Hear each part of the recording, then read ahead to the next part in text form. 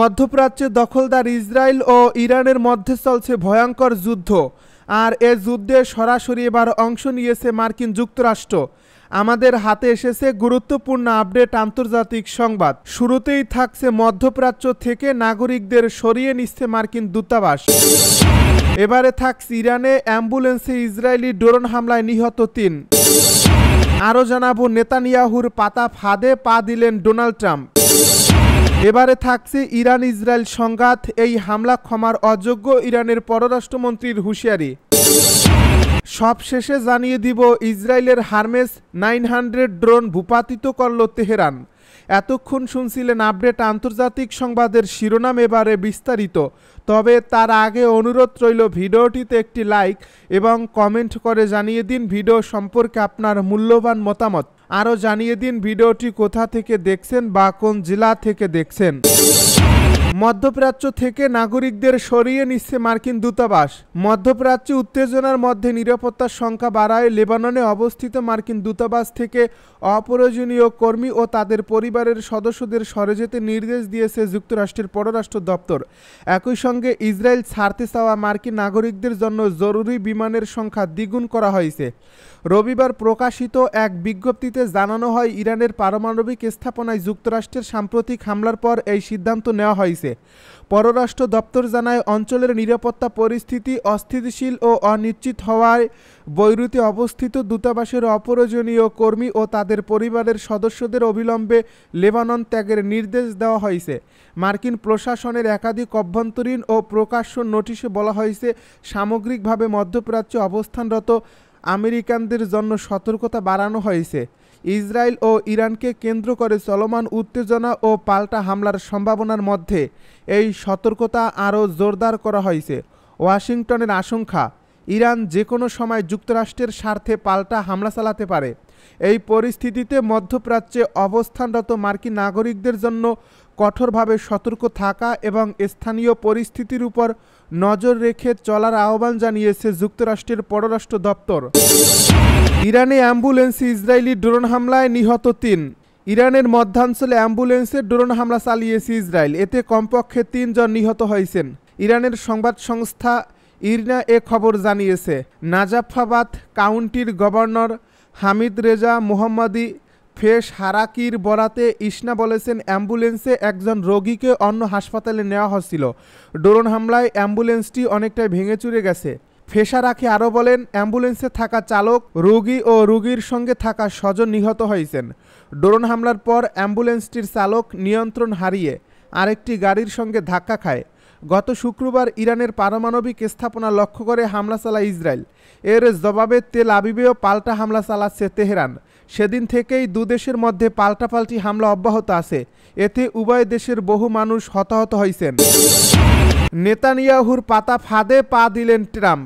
Donald Trump যখন নির্বাচিত হয়েছিলেন তখন তিনি ইসরায়েলের প্রধানমন্ত্রী বেনিয়ামিন নেতানিয়াহুর সঙ্গে একটি সম্পর্ক গড়ে তোলার ইঙ্গিত দিয়েছিলেন।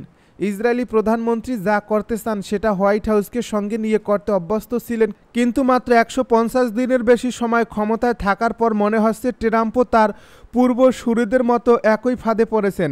কয়েক প্রজন্মের মধ্যে তিনি ইরানের উপর এমন এক হামলা চালিয়েছেন যার প্রভাব দীর্ঘমেয়াদে থাকবে। প্রথম দিকে ধারণা ছিল ট্রাম্প প্রশাসন নেতানিয়াহুর সামরিক উচ্চ আকাঙ্ক্ষা নিয়ন্ত্রণ করবে, কিন্তু এখন মনে হচ্ছে ইসরায়েলি প্রধানমন্ত্রী যুক্তরাষ্ট্রকে ইরানের ইউরেনিয়াম সমৃদ্ধকরণ কেন্দ্রগুলোতে সরাসরি হামলা চালাতে কৌশলে টেনে আনতে পেরেছেন। এর আগে একের পর এক চালানো সামরিক হামলা থেকে ইসরায়েলি প্রধানমন্ত্রীকে নিবৃত্ত করতে পারেনি ওয়াশিংটন। এখন যুক্তরাষ্ট্র এমন একটি প্রতিশোধমূলক হামলা মোকাবেলার জন্য প্রস্তুত হচ্ছে যা সহজেই একটি পূর্ণাঙ্গ যুদ্ধে রূপ নিতে পারে। ট্রাম্পের শপথ গ্রহণের কয়েকদিন আগে তার মধ্যপ্রাচ্য বিষয়ক দূত স্টিভ উইটকফ নেতানিয়াহুর সঙ্গে সাব্বাতের দিন দেখা করার দাবি নিয়ে ইসরায়েলে যান। এর উদ্দেশ্য ছিল গাজায় হামাসের সঙ্গে যুদ্ধবিরতি চুক্তির আলোচনার জন্য নেতানিয়াহুকে চাপ দেওয়া। ইরান ইসরায়েল সংঘাত, এই হামলা ক্ষমার অযোগ্য ইরানের পররাষ্ট্রমন্ত্রীর হুঁশিয়ারি।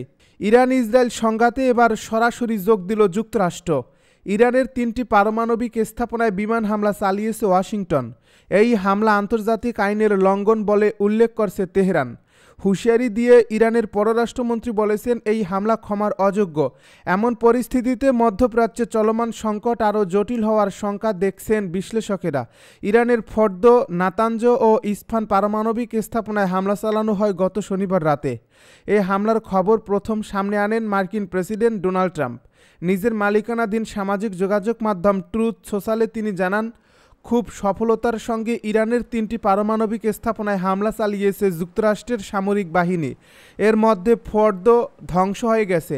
ইরানকে সতর্ক করে দিয়ে তিনি আরও বলেন, তেহরান যদি শান্তি প্রতিষ্ঠায় যুক্ত না হয় তাহলে আরও হামলা চালানো হবে। এই হামলায় যুক্তরাষ্ট্রের B-2 বোমারু বিমান অংশ নেয় বলে রয়টার্সকে জানিয়েছেন মার্কিন 2 কর্মকর্তা। পরে যুক্তরাষ্ট্রের সংবাদ মাধ্যম ফক্স নিউজের শেন হ্যানিটি নামের অনুষ্ঠানে ট্রাম্প জানান, ফোর্দো পারমাণবিক স্থাপনায় 6টি বাংকার ব্লাস্টার বোমা ব্যবহার করে হামলা চালানো হয়েছে। আর 30টি টমাহক ক্ষেপণাস্ত্র ছোড়া হয়েছে নাতাঞ্জ ও ইস্পাহান পরমাণু স্থাপনা লক্ষ্য করে। ইরানে হামলার জন্য অপারেশন মিডনাইট হ্যামার নামে অভিযান চালানো হয় বলে জানিয়েছে যুক্তরাষ্ট্রের জয়েন্ট চিফ অফ স্টাফের চেয়ারম্যান জেনারেল ড্যান কেইন। গতকাল রোববার মার্কিন প্রতিরক্ষা দপ্তর পেন্টাগনের সংবাদ সম্মেলনে তিনি বলেন, এই হামলায় 7টি B-2 বোমারু বিমান অংশ নিয়েছিল।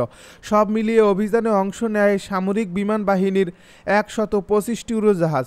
B-2 বোমারু বিমান স্টেলথ বা রাডার ফাঁকি দিতে পারে। একমাত্র এই উড়োজাহাজেরই 13,600 কেজি ওজনের GBU-57 বাংকার ব্লাস্টার বোমা বহনের সক্ষমতা রয়েছে।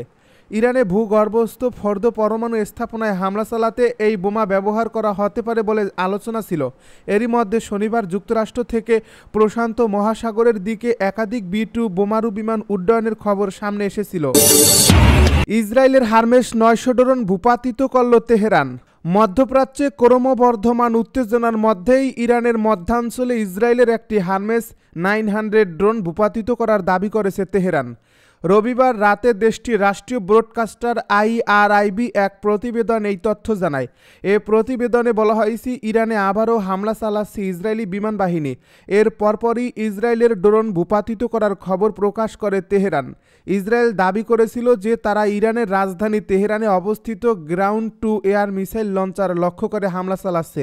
পরবর্তীতে ইসরায়েল জানায় হামলা শেষ করে তাদের বিমানগুলো নিরাপদে ফিরে এসেছে। তবে ইসরায়েল এখন পর্যন্ত তাদের কোনো ড্রোন ভূপাতিত হওয়ার বিষয়ে কোনো তথ্য স্বীকার করেনি।